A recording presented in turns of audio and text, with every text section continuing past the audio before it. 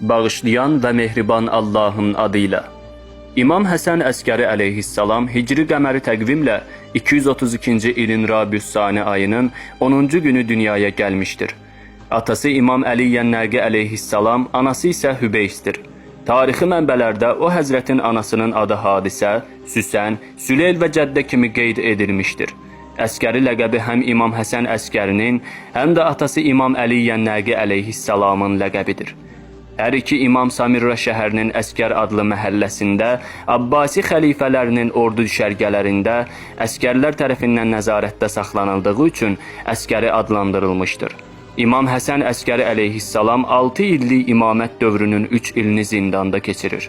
O həzrət və atası İmam Əli Yənnəqi əleyhissalamın imamət dövrləri Abbasilər hakimiyyətinin qəddarlıq dönəminə təsadüf etdiyindən İmam Əli Yənnəqi əleyhissalam 41, İmam Həsən Əskəri əleyhissalam isə 28 yaşında şəhadətə çatırlar.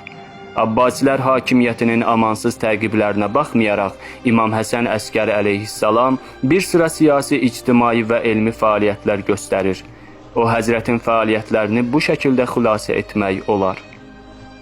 İslam dininin müdafiəsi uğrunda göstərdiyi elmi fəaliyyətlər, müxaliflərin şübhə və iradlarını rədd etmək, əsl İslam ideyasını cəmaata çatdırmaq, nümayəndələr təyin etmək, qasid və məktublar vasitəsilə uzaq yerlərin şiələri ilə əlaqə saxlamaq, Abbasilər hakimiyyətinin son dərəcə nəzarətinə baxmayaraq gizli siyasi fəaliyyət, şiələri, xüsusən də yaxın dostlarını maliyyə cəhətdən təmin etmək, mühüm şiə ünsürlərini çətinliklər qarşısında siyasi cəhətdən gücləndirmək, imaməti inkar edənləri cəlb etmək, şiələri arxayınlaşdırmaq üçün qeybi məlumatlardan istifadə etmək və şiələri öz oğlu 12-ci imamın qeybə çəkilməsi dövrünə hazırlamaq.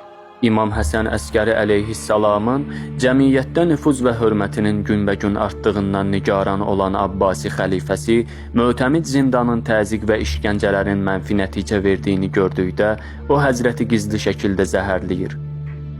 İmam zəhərləndikdən bir neçə gün sonra Hicri qəməri təqvimdə 260-cı il Rabiül Əvvəl ayının 8-də cümə günü sübh namazından sonra şəhadəti yetir. Abbasi xəlifəsi və onun məmurları çox çalışırlar ki, İmam əleyhissalamın vəfatını təbii qələmə versinlər. Amma həqiqət şiələrə aydın olur və həzrətin şəhadət xəbəri Samirra əhalisinə çatır və Samirra şəhəri matəmə qərq olur. Bütün bazarlar bağlanır və hamı imamın dəfn mərasimində iştirak edir.